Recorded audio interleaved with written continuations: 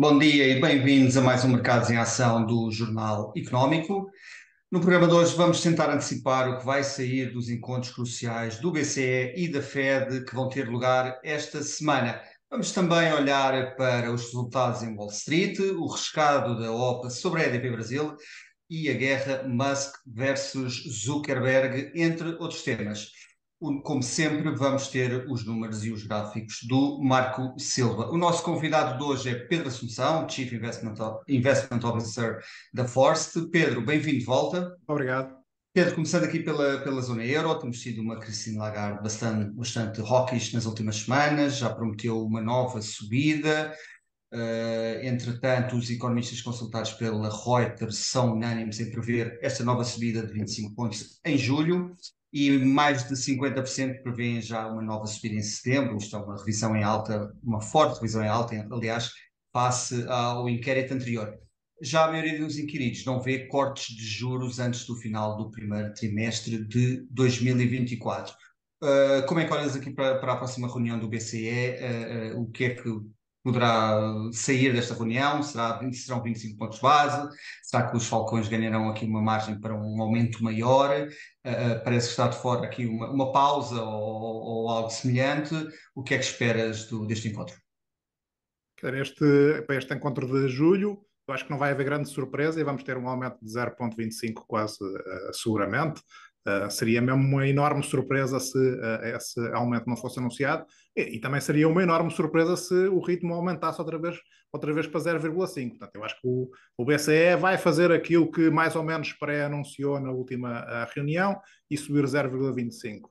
Se olharmos depois para as reuniões a seguir, eu acho que começa a ser mais duvidoso que haja necessidade de mais aumentos, e eu acho que isso vai depender muito dos dados económicos, e eventualmente não tanto dos dados da inflação, mas muito também sobre os dados do crescimento da economia na zona euro.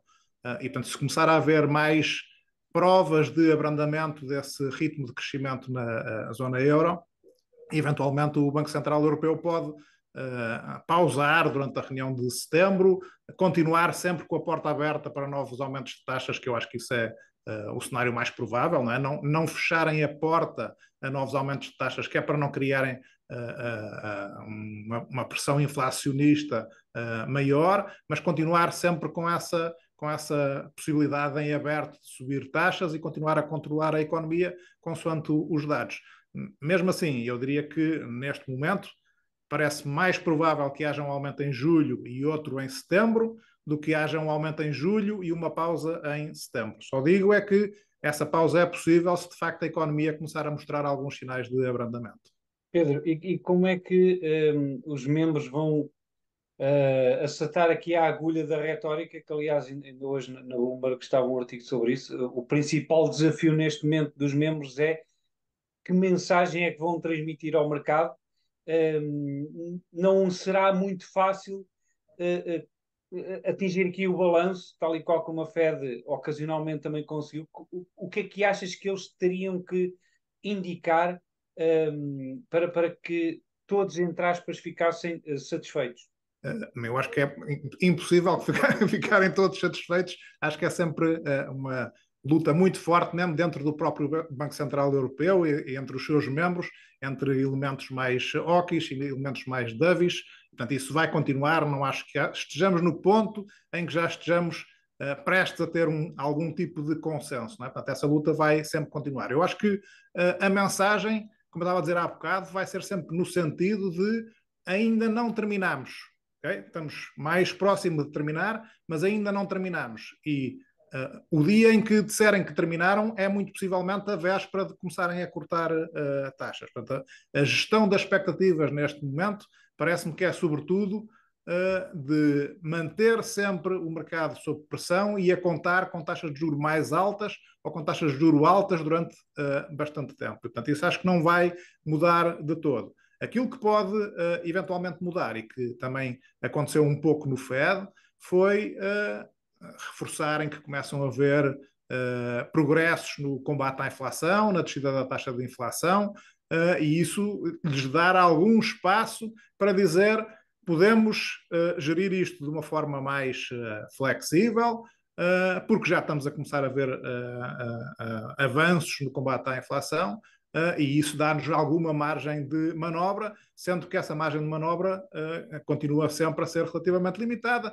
e, portanto, queremos continuar a controlar a economia. Portanto, parece-me que esse vai ser o discurso, o equilíbrio que será possível de atingir será esse, não é? Sempre a carregar na tecla de que ainda há trabalho para fazer, a inflação não está completamente controlada, porque não está completamente controlada, mas dizer que já começam a haver algum progresso e que eventualmente isso lhes dá margem de manobra para aguardar durante algum tempo, se for necessário.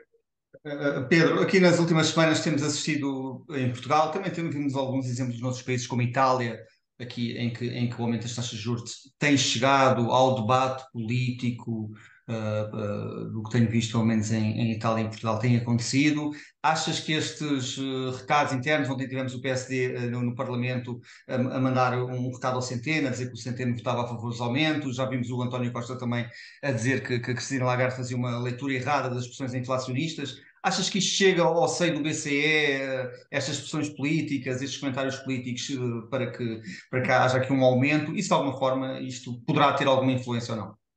Eu acho que nesta fase tem tido relativamente pouca influência e, portanto, o Banco Central Europeu não se desviou minimamente do seu trajeto, está a fazer aquilo, um trajeto muito semelhante àquilo que o Fed fez, de subida de taxas a um ritmo elevado e depois abrandar essa subida de taxas à medida que atinge um nível que será mais ou menos um nível que pensa que poderá parar, e depois a partir daí é um bocadinho fine-tuning da política a ver como é que a economia está a reagir ou não. Não quero dizer que isto, obviamente, não leve a que haja pressões na economia, sobre os consumidores, sobre os cidadãos de todas as economias na Europa, e, portanto, isso tem consequências políticas indiscutivelmente. Eu acho que todos os bancos centrais estão perfeitamente conscientes disso. Agora, há um trade-off, aqui estamos a falar um bocadinho de jogo político de forças de oposição a tentar pressionar os bancos centrais e a mostrarem-se como, de certa forma, defensores dos que estão a ser mais afetados por estas subidas de taxas, mas é um jogo de curto prazo versus uma política monetária que tem um objetivo de longo prazo, que é manter a confiança nas autoridades monetárias como uma forma de conseguir controlar a inflação. Se um Banco Central cedesse rapidamente aos primeiros ataques públicos contra uma política de controle da inflação, obviamente minava completamente a sua credibilidade. Portanto, eu acho que isso não é, neste momento, um cenário de todo que venha a acontecer. Mas as taxas já estão a abrandar, não é? Eu acho que as taxas já estão a abrandar, não é por consequência dessa pressão política, é porque, de facto, a subida de taxas já está a ter um impacto sobre a procura interna num conjunto de países, e esse é o impacto que o Banco Central quer atingir, não é? O Banco Central quer deprimir a procura interna na zona euro, que é para conseguir controlar a parte da procura sobre a pressão dos preços. Pedro, mas não achas que é um pouco... É pouco produtivo e, aliás, até acho que é nocivo este jogo político que muitas vezes faz que tanto uma das partes como a outra sabe perfeitamente que o BCE tem um trabalho a fazer e que não o pode abrandar antes de tempo, e todos sabem que os juros tinham que aumentar e têm que aumentar até um determinado limite para que a inflação deixe.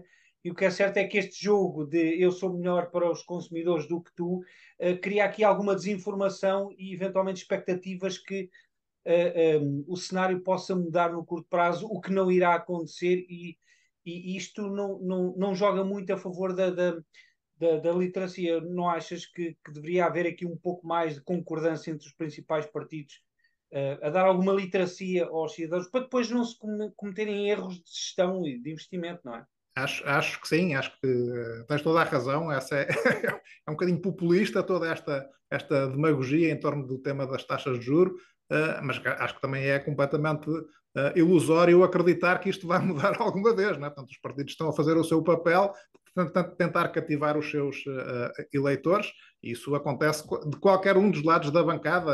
Este é um dos temas em discussão. Há outros temas em que também há demagogia, quer de um lado, quer do outro. Portanto, acho que isso não vai alterar absolutamente nada. É o que eu digo, só alteraria se, porventura, o Banco Central começasse ceder a esse tipo de pressões políticas para gerir as taxas de juros de uma forma diferente, porque isso então minava a credibilidade do Banco Central no combate à inflação, não é? Que é o seu principal objetivo. Desde que isso não aconteça, acho que é relativamente tranquilo, não é? Os cães ladram e a caravana passa. Obrigado, Pedro. Vamos agora para um breve intervalo e regressamos já.